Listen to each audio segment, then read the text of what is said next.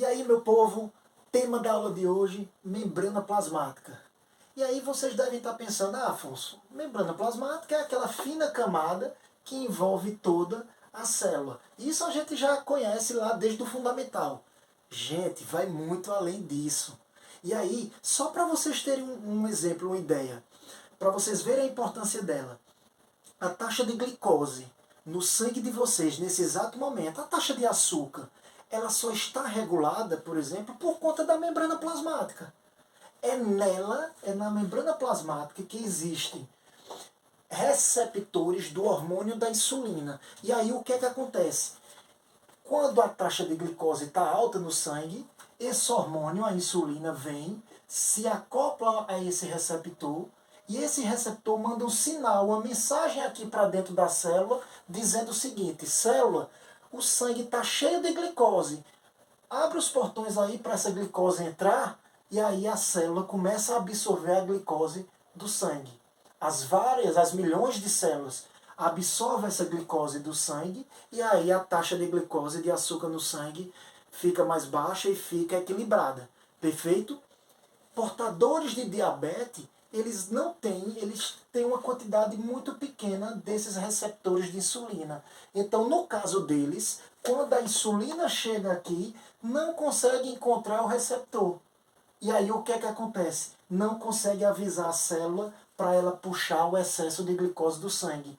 Então, o sangue fica lá cheio de glicose e aí surge a doença diabetes. Perfeito, pessoal? Isso é só para vocês terem ideia do quanto é importante a membrana plasmática. E aí, partindo para o segundo tópico, funções, a gente vai citar cada uma e vocês vão ver que ela é múltipla função. Tem a função de delimitação, proteção e isolamento. Ora, ela delimita, né, gente, a célula. Ó, o citoplasma está aqui dentro com o núcleo, então ela está delimitando. Ela está, querendo ou não, formando uma barreira de proteção. Ela protege, nem tudo pode entrar na célula. E ela também isola, o isolamento. Ela isola esse compartimento interno aqui do citoplasma, certo? Permitindo que as reações químicas aconteçam aqui dentro e não fiquem dispersas para o meio externo. Perfeito, pessoal? Então veja como é importante. Um segundo ponto aqui, uma segunda função, reconhecimento celular. Cada célula de um órgão nosso, de um tipo de tecido, melhor dizendo, possui um padrão de moléculas aqui. Que, por exemplo, no processo de cicatrização, uma célula vem e essa célula, a membrana dessa célula vai ter um padrão aqui que vai reconhecer essa outra célula que chegou aqui, que foi formada. E assim chega outra e vai se formando o tecido. Para isso acontecer, é preciso que uma reconheça a outra e aí elas possam ficar unidas aqui. Perfeito? Reconhecimento celular é outra função. Sinalização celular é o caso que eu expliquei da insulina. A insulina vem, se acopla ao receptor e manda um sinal para a célula, dizendo: célula, puxa a glicose lá do sangue. Perfeito? Isso também é um exemplo de sinalização, no caso celular. E aí, a outra função é capacidade de regular a entrada e a saída de substâncias. Processo que a gente chama de permeabilidade seletiva. Nós iremos explicar isso num tópico especial porque cai bastante em prova essa temática da permeabilidade, essa propriedade da permeabilidade seletiva, que nada mais é do que capacidade que a membrana tem de selecionar o que entra e o que sai na célula. Perfeito, gente? E aí, avançando um pouco mais, gente, já entrando no tópico de estrutura, para a gente entender a estrutura da membrana plasmática, é importante a gente conhecer o que nós chamamos de modelo do mosaico fluido. Foi um modelo estrutural elaborado por dois caras, um chamado Singer e o outro Nixon, certo? E aí esse modelo do mosaico fluido, imagina, ele acontece da seguinte forma. Imagina eu estou tirando um pedacinho dessa membrana aqui, ó. Quando eu coloco no microscópio eletrônico, eu vou ver isso aqui. Toda essa estrutura aqui, ampliada. Perfeito? E esse modelo do mosaico fluido, ele diz o seguinte, que a membrana ela é lipoproteica. Lipo porque tem lipídios. Que tipos de lipídios? Qualquer lipídio? Não. Os fosfolipídios. que são fosfato com lipídios. Esses fosfolipídios estão em bicamadas, uma camada em cima, ó, eles aqui, ó, e a outra camada embaixo, certo? Uma camada em cima, outra embaixo. Então existe essa bicamada de fosfolipídios com proteínas mergulhadas nessa bicamada, proteínas alternadas. Como é que seria isso? Olha para a ilustração. Você tem a bicamada de fosfolipídio, você tem a proteína. Você tem a bicamada de fosfolipídio, alternadamente você tem a proteína. Então vai alternando. Bicamada de fosfolipídio, proteína. E assim vai, certo? O modelo é chamado mosaico fluido porque ele também nos dá a informação de que a membrana ela está em constante movimento, ela é fluida.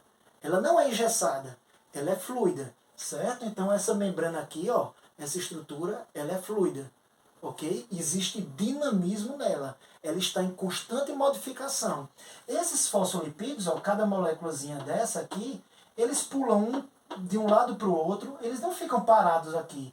Tem uns que pulam para aqui para baixo, os daqui de baixo pulam para cima, eles se movimentam de forma lateral e assim você tem esse dinamismo. A membrana ela é dinâmica, ela é fluida, certo? Quem descobriu isso foi justamente esses dois camaradas, Singer e Nixon. Pessoal, quando eu falei para vocês das funções, né, sinalização celular, reconhecimento celular, transporte de substâncias, né, a gente relaciona como é que a proteína, perdão, como é que a membrana consegue desempenhar essas funções? Através de suas proteínas. E quais são essas proteínas? Olha só a classificação delas. Nós temos uma proteína, que a gente chama proteína canal, ou canal de proteína. Ela possui um canal central aqui que permite, ó, que as moléculas entrem. Algumas moléculas, vale lembrar, não são todas, algumas moléculas ou íons entrem na célula com facilidade, ou então saiam por esse canal.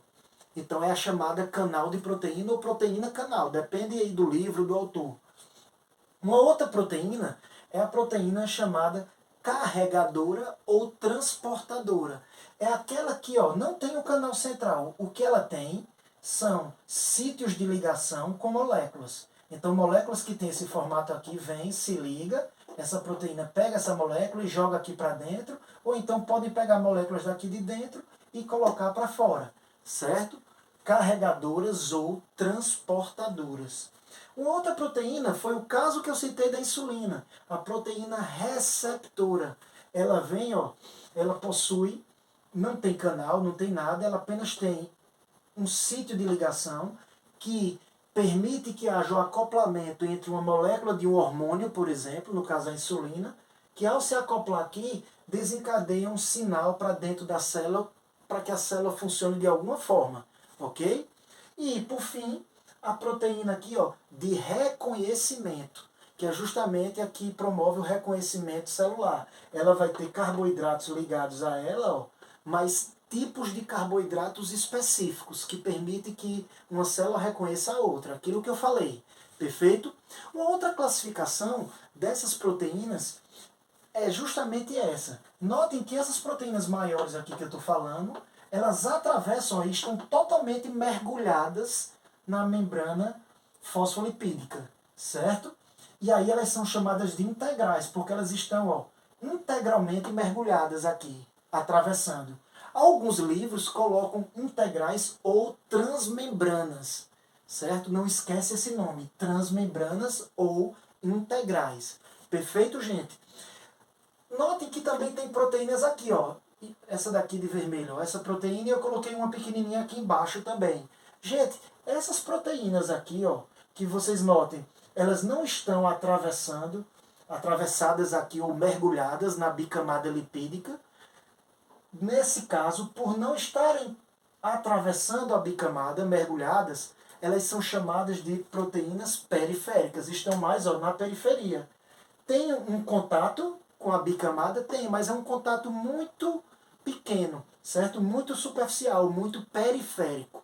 Perfeito? Então a gente tem aí a estrutura baseada toda no modelo do mosaico fluido, de Singer e Nixon. Perfeito? Próximo tópico, a gente vai tratar da permeabilidade seletiva, que é uma das mais importantes e que cai bastante nas questões, ok? Então, nós temos a permeabilidade seletiva, que consiste no controle, na regulação da entrada e saída de moléculas e íons através da membrana. Permeabilidade lembra permeável, algo que deixa-se passar. Já seletiva significa algo que seleciona. Então ela seleciona o que vai e o que não vai entrar na célula, certo? E o que vai sair também. E por conta disso, ela não é 100% permeável a membrana. Ela é semipermeável. Muito cuidado com isso aí. Então nem todas as substâncias conseguem passar pela membrana. Ela não permite que todas passem. Algumas passam, outras não, em virtude dessa seleção. Esse transporte, essa passagem dessas substâncias envolve, gente, basicamente dois mecanismos de transporte, que são o transporte passivo e o transporte ativo. O transporte passivo, o próprio nome já diz, ele é passivo, ele não gasta energia, a célula não se preocupa, ele acontece naturalmente. Já o ativo é um transporte em que a célula realiza gastando energia. O exemplo que nós temos do passivo, difusão simples, difusão facilitada e osmose. A gente vai estudar um por um aqui. Já o transporte ativo, nós temos como exemplo a bomba de sódio e potássio, que é a principal aí a ser falada. Beleza? Então vamos lá, para a difusão simples, gente. Difusão simples, presta bem atenção.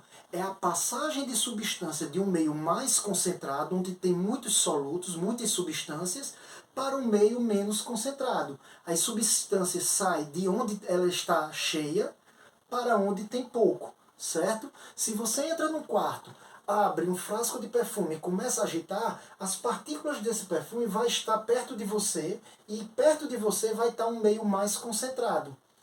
Com o passar do tempo, essas partículas vão se espalhar e aí vão para os locais onde estão menos concentradas.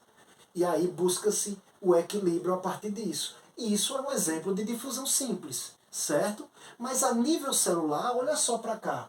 Vai ser sempre de onde tem muita substância, muitas moléculas, para onde tem pouca. Do mais para o menos concentrado, certo?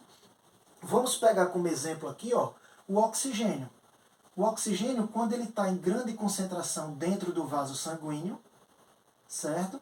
Ele sai desse sangue, dessa circulação sanguínea, e vai para o meio menos concentrado, que é justamente aqui dentro da célula, quando a célula consome oxigênio bastante. Isso acontece muito nos músculos, certo? Quando há um consumo muito grande de oxigênio dentro da célula, libera-se uma grande quantidade de gás carbônico, então a célula se enche de gás carbônico. Acontece que não é bom o excesso de gás carbônico dentro da célula, porque ele é tóxico para ela, ele traz prejuízo. Então ele sai do meio mais concentrado, dentro da célula, para o vaso sanguíneo onde tem menos gás carbônico, para o meio menos concentrado. Isso nada mais é do que exemplo de difusão simples. E a célula aí não gasta, repito, energia nenhuma. Beleza, gente? Importante lembrar aqui, pessoal, que quando você tem um meio mais concentrado, nós chamamos ele de hipertônico, hiper, mais concentrado. Quando você tem um meio menos concentrado, nós chamamos de hipotônico, certo? E quando você tem um meio em que está em equilíbrio, as concentrações nos dois meios estão próximas, equilibradas, esses meios são chamados de meio isotônico, certo? Em equilíbrio. Beleza, gente? Já partindo aqui para a difusão facilitada, nós temos o mesmo conceito, passagem de moléculas ou íons de um meio mais concentrado, no caso hipertônico, para um meio menos concentrado, hipotônico, do mais para o menos. Afonso, é do mesmo jeito de difusão simples. Exatamente. Mas tem uma diferençazinha, gente. Atenção agora. A diferença é que a movimentação ocorre com a participação de proteínas da membrana. Por isso que o nome é facilitada. Porque as proteínas facilitam, Afonso? Exatamente. Na difusão simples não acontece, certo? Isso é mais comum, gente, com íons e moléculas polares, íons e moléculas hidrofílicos, no caso, que precisam estar mais dissolvidos na água, no caso que facilita o transporte deles aí. E aí você tem justamente a participação, ó, o protagonismo dessas proteínas de membrana. Beleza? É importante também lembrar, gente, e é muito comum nas questões eles colocarem o seguinte, que os processos de difusão simples e facilitada ocorrem a favor do gradiente de concentração. Eu quero que você fixe isso, se for o caso, anotem, gente. A favor do gradiente de concentração significa o quê? Que saem do mais para o menos concentrado, certo? Então, buscando sempre o equilíbrio. A favor significa processo em que não há gasto de energia, que acontece naturalmente, do mais para o menos. Gradiente de concentração significa o quê? Que há diferenças de concentrações entre um meio e outro. Sempre quando você ouvir falar a palavra gradiente de concentração, entenda que um meio vai estar mais concentrado e o outro menos.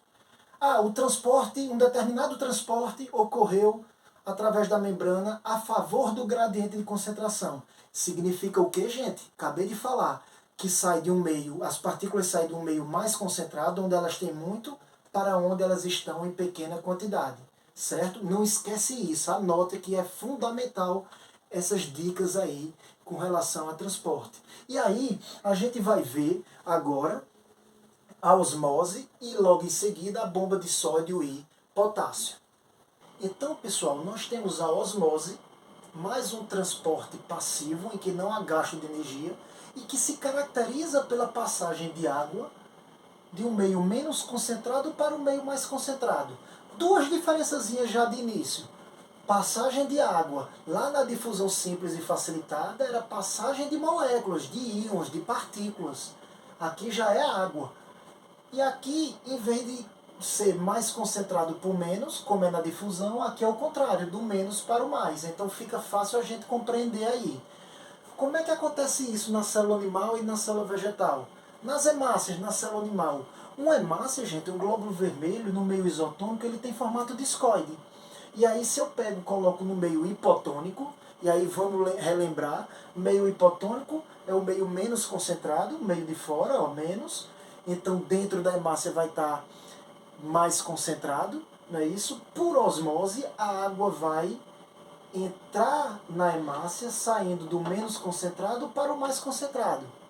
E aí a hemácia ela vai inchar ao ponto de já começar a se romper. Quando ela estoura, esse processo nós chamamos de hemólise. Então a osmose pode causar hemólise? Pode, se essa hemácia tiver no meio hipotônico, beleza? Pegando uma hemácia discoide do meio isotônico e jogando no meio hipertônico, vamos lá, positivo, porque é mais concentrado no meio de fora, e dentro da hemácia é negativo. Então o que é que vai acontecer aqui por osmose? A água vai sair do meio menos concentrado para o meio mais concentrado. Beleza, pessoal? E aí ocorre o murchamento, ela vai murchar, ela vai realmente murchar, perder água. Já na célula vegetal, vamos partir do meio isotônico de novo, ó. Olha o que é que acontece aqui. Nós temos a parede celular, de azul aqui, toda rígida e intacta. Nós temos aqui, ó, de forma mais fluida, de preto aqui, a membrana plasmática, que tem uma certa distância da parede celular. Isso é importante já ver agora, viu, gente? De verde aqui, vários cloroplastos bem distribuídos aí na célula. E temos essa estrutura maior aqui, que é uma bolsa, um vacúolo, que a gente chama. E aí, quando eu pego a célula vegetal e coloco no meio hipotônico, o que é que vai acontecer? Vem comigo. No meio hipotônico, ele é um meio menos concentrado aqui fora, então dentro vai estar, ó, mais concentrado. O que é que vai acontecer por osmose? Seguindo a definição, a água sai do meio menos concentrado e vai para o mais concentrado, que é dentro da célula. E aí notem as mudanças que acontecem. Vamos lá para as mudanças. Puxa bem isso aqui, gente, que isso é importante. O que é que acontece de mudança aqui? Primeiro, olha o tamanho do vacúolo. O vacúolo se enche de água. Se está entrando água, esse vacúolo, que até então era assim, ó, ele fica desse jeito. Olha o tamanho dele, certo?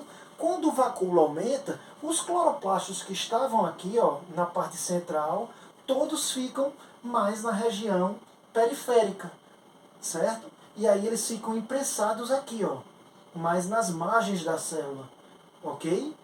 Isso é a segunda mudança. E a terceira modificação, prestem bem atenção, olha o espaço que tem na membrana plasmática para a parede celular aqui, mas olha aqui, ó. Então ocorre uma aproximação da membrana plasmática com a parede celular. Essas mudanças são muito, mas muito importantes, gente. Saber. Já no caso da célula vegetal no meio hipertônico, ó, o meio de fora vai ser mais concentrado e dentro da célula vegetal menos concentrado. Por osmose, sai do menos para o mais, a água sai da célula e essa célula vai o quê? Murchar. O vacúolo que estava desse tamanho, olha como é que ele fica, bem murcho. Os cloroplastos, ó, de verde aqui, que estavam bem soltos, bem distribuídos, eles ficam bem aglutinados, quando eu digo aglutinados, bem unidos uns nos outros aí, bem próximos. E a parede celular, que tinha uma certa distância aqui, ó, ela fica bem mais distante da membrana plasmática, certo? A membrana plasmática vai ficar, melhor dizendo, bem mais distante da parede celular. Então ocorre esse murchamento. Beleza, gente? Então é fundamental saber isso aí, célula vegetal e célula animal, como acontece a osmose desses tipos de células. Bomba de sódio e potássio, pessoal. De primeiro, o que é que acontece? A bomba de sódio e potássio é uma proteína transportadora. Ela pega, ó, íons de sódio, Na+, que se ligam a ela e jogam para fora da célula, ó, eles aqui, certo? Enquanto isso, pegam dois potássios de verde aqui, ó, dois íons potássio, dois íons K, e jogam para dentro da célula, certo? Então, Afonso, a bomba de sódio e potássio é 3 sódios saindo, 2 potássios entrando. 3 sódios saindo, 2 potássios entrando. Isso, exatamente. Estou sendo bem repetitivo para a gente tentar fixar bem isso aí. Gente, a bomba de sódio e potássio é um transporte ativo, a gente viu. Então, há um gasto de molécula energética, ó, a molécula chamada ATP, ela libera o pezinho dela aqui, que é o fosfato, e esse fosfato vai fornecer energia para que esse processo aconteça. Tanto de jogar os 3 sódios para fora, como os 2 potássios para dentro.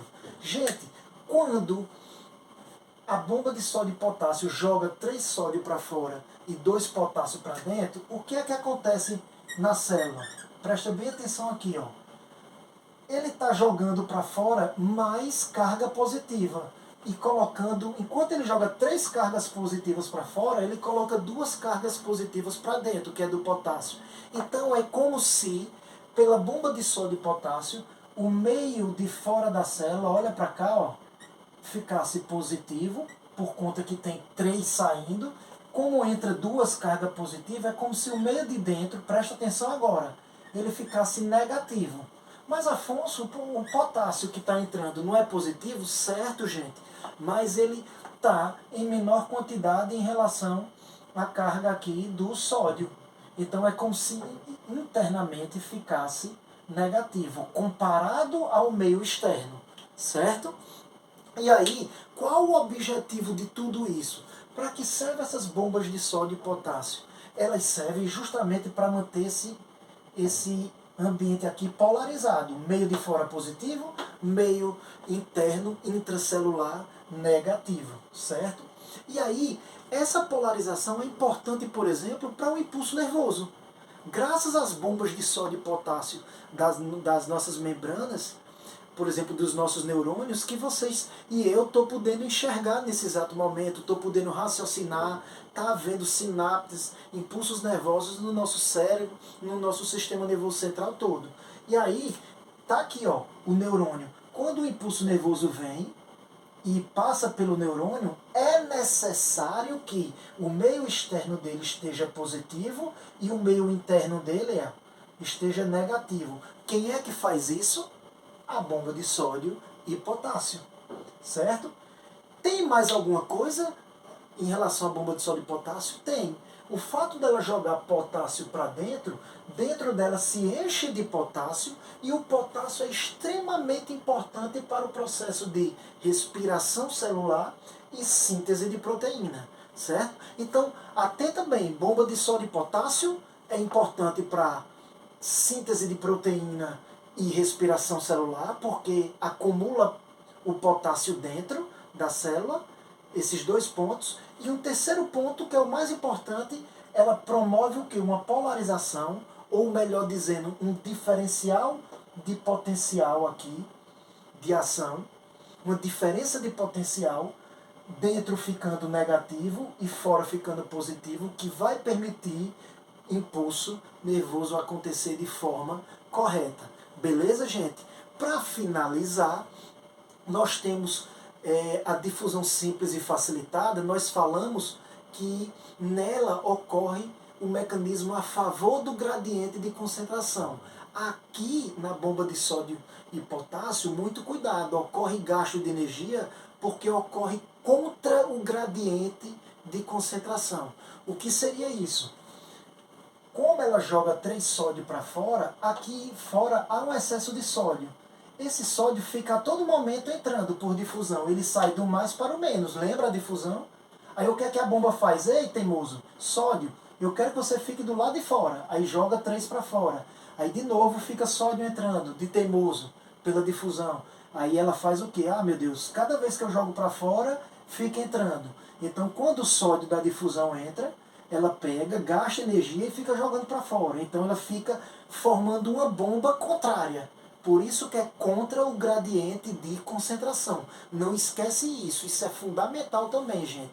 Certo? Anota se for o caso. Beleza, pessoal? Então a gente vai partir para os próximos processos que ocorrem através da membrana celular, que é justamente a endocitose e a exocitose. A gente vai ver logo em seguida. Iniciando com a endocitose, a endocitose significa o englobamento de partículas a partir de invaginações da membrana. O que seriam invaginações, gente? São dobras que a membrana faz para dentro da célula, para que ela possa englobar uma partícula. Perfeito? Invaginações são isso. Quais são os tipos de endocitose? Fagocitose e pinocitose. Vamos diferenciar esses dois tipos? Fagocitose envolve partículas grandes, partículas geralmente sólidas. Já a pinocitose, a membrana ela vai englobar partículas pequenininhas, partículas geralmente líquidas, são gotículas ali que são englobadas pela célula. Na fagocitose ocorre formação de pseudópodos. O que seria isso? Imagina uma partícula, a célula está aqui, para ela se aproximar dessa partícula e colocar ela para dentro, englobar, ela expande o seu citoplasma junto com sua membrana, e aí essa expansão citoplasmática é o que nós chamamos de pseudópodes. E quando ela se aproxima da partícula, coloca para dentro. Certo? Então, expansões citoplasmáticas nós chamamos de pseudópodes. Acontece na fagocitose. Já na pinocitose, ocorre nada de formação de pseudópodes. E sim, forma-se um canal, e esse canal é uma grande vaginação para dentro, onde vai acontecer a entrada das partículas líquidas e aí elas são englobadas. Perfeito? Vamos entender os exemplos aqui a partir da ilustração onde ocorre isso no organismo da gente. No caso da fagocitose, por exemplo, presta bem atenção. Ocorre aqui, ó, como a gente falou, a invaginação, né? A partícula ela é grande, e aí essa invaginação ocorre, as extremidades da membrana se fecham aqui, e aí você tem a formação de uma bolsa membranosa com uma grande partícula englobada dentro. Isso nós chamamos essa bolsa de fagossomo, por conta da fagocitose, certo? É muito comum a ameba fazer isso. A ameba ela tem os pseudópodos, aquele protozoário. Ela expande seu citoplasma e engloba seus alimentos. Isso geralmente no meio ambiente, onde ela vive, na água doce, por exemplo. Já no nosso organismo, olha só, gente, aqui. Quando nosso tecido, alguma parte do nosso corpo é infectado por agentes invasores, vírus ou bactérias, o que é que acontece? Glóbulos brancos, como os neutrófilos e monócitos, eles emitem expansões citoplasmáticas, olha aqui, que nós chamamos, repito, de pseudópodes, e aí eles se direcionam para o local da infecção e aqui eles começam a fagocitar os vírus e as bactérias invasoras aí, certo? E aí esse processo nós chamamos de diapidese, que é a saída dos glóbulos brancos de dentro do vaso, atravessando a parede desse vaso até a região infectada para realizar a fagocitose, certo? Quando eles saem, eles mudam de nomes, eles passam a ser chamados de macrófagos, que são células fagocitárias, que realizam fagocitose. Perfeito? Pinocitose é muito comum, as células do intestino da gente, os lipídios ali que estão no alimento, eles serem englobados, pequenas partículas de lipídios, gotículas, serem englobadas, e aí ocorre a formação de um canal. Veja que não há formação de pseudópode, essas extremidades se fecham aqui, forma-se essa bolsa cheia de partículas líquidas dentro, englobadas. E aí nós chamamos essa bolsa membranosa de pinossomo. Então, pinossomo, bolsa com partículas líquidas englobadas, certo? No caso proveniente da pinocitose. Já fagossomo, nós temos a bolsa membranosa com uma partícula sólida dentro dessa bolsa, certo? Exocitose, X, lembra meio externa, então significa o quê? Processo em que a célula libera partículas para o meio externo. Então você tem bolsas membranosas dentro da célula que se aproximam da membrana plasmática, se fundem a ela, se unem a ela e ocorre a liberação para o meio externo dessas partículas. Esse processo nós chamamos de exocitose. É muito comum isso acontecer em glândulas secretoras, certo? E aí, pessoal, tem autores que colocam outros nomes além de exocitose, como, por exemplo, plasmocitose, tudo bem, e defecação celular. Eu não concordo muito com esse termo, defecação celular, porque dá a impressão que a célula só libera para o meio externo partículas que não prestam. E, na verdade, não. No caso das glândulas, elas liberam secreções que são importantes para o nosso organismo. Perfeito, pessoal? E aí vamos agora para finalizar a aula para o próximo tópico. Envoltórios externos em relação à membrana plasmática. E aí nós temos três, pessoal. Glicocális, nós temos parede bacteriana e a parede celulósica ou parede celular vegetal. Perfeito? Vamos aprender primeiro, conhecer um pouco o glicocális. Gente, o glicocális, ele ocorre da seguinte maneira. Nós temos nas células animais, por exemplo, a membrana plasmática, certo? Com a bicamada lipídica, e nós temos mais externamente em cima dela o glicocális, que nada mais é, gente, do que uma malha, uma camada riquíssima em açúcares, em carboidratos. Carboidratos que vão estar ligados a proteínas e também aos lipídios da membrana plasmática, certo? E aí nós temos na composição desse glicocális, glicolipídios, moléculas de glicose combinadas com lipídios da membrana, glicoproteínas, moléculas de glicose de açúcar combinados com a proteína da membrana. Temos proteoglicanos, que também são açúcares com proteínas. E, por fim, a presença de muita enzima aqui. O glicocális ele tende a atrair, gente, muitas enzimas. A exemplo das células intestinais. O glicocális das nossas células intestinais, ele é riquíssimo em enzimas digestivas, que vão servir para digerir o alimento que se aproxima dele. Perfeito, pessoal? Atenta para uma coisa, glicocális está presente nas células, vou colocar aqui, animais. Perfeito? Presente em células animais. Partindo para a parede bacteriana, que são envoltórios presentes nas bactérias. Gente, com relação à parede bacteriana, existe uma classificação, onde você tem bactérias do tipo gram-positivas e bactérias do tipo gram-negativas. Vamos entender a diferença entre elas. Gram-positivas, sendo bem direto, você tem a parede bacteriana aqui, ó, ela é bem espessa, bem grossa, destacado de vermelho, com a presença de um composto chamado peptidoglicano. Esse peptidoglicano nada mais é do que presença de tetrapeptídeo, que são 4 aminoácidos, unidos a um glicosaminoglicano, que é um açúcar, um polissacarídeo, certo? Mas o principal é memorizar essa palavra, peptidoglicano. Açúcar com proteína junto, com aminoácidos juntos, certo? E saber que a camada é bem grossa, ó, a parede bacteriana. E aí embaixo você tem a membrana plasmática da bactéria, certo? Nas bactérias gram-negativas, olha para cá, ó, você tem uma camada, uma membrana plasmática aqui, aí você tem a a parede bacteriana bem fininha, gente, e outra membrana plasmática. Ah, Afonso, eu bati o olho e consegui ver a diferença. A parede bacteriana nas bactérias gram-negativas ela é bem fina, enquanto nas positivas é bem espessa, bem grossa. Exatamente, gente, a diferença principal é essa, certo? E aí, outra diferença é que as bactérias gram-negativas, que são aquelas que atacam principalmente nosso intestino, causando diarreia, disenterias, enfim. Essas bactérias aqui, quando você joga a insulina nela, a insulina não consegue passar porque existe uma membrana plasmática aqui já impedindo a entrada da insulina.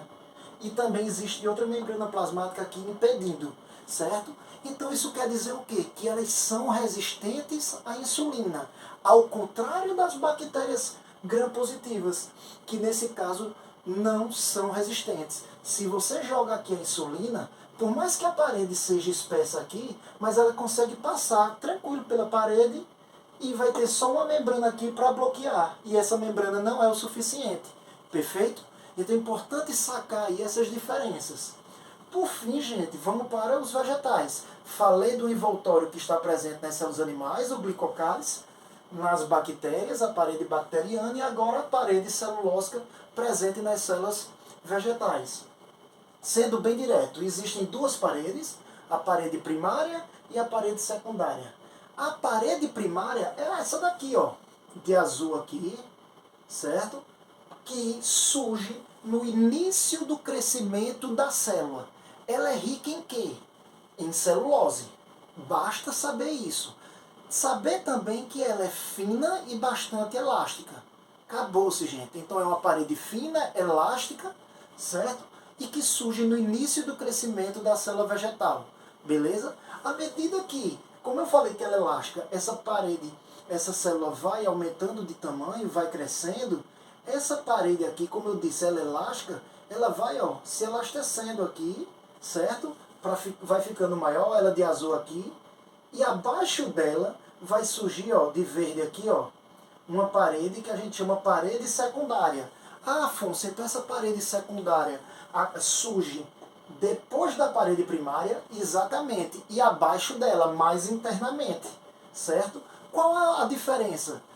Ela é mais grossa, mais rígida, certo? Dá mais rigidez, mais sustentação à célula vegetal, e também ela não tem somente celulose, como na primária.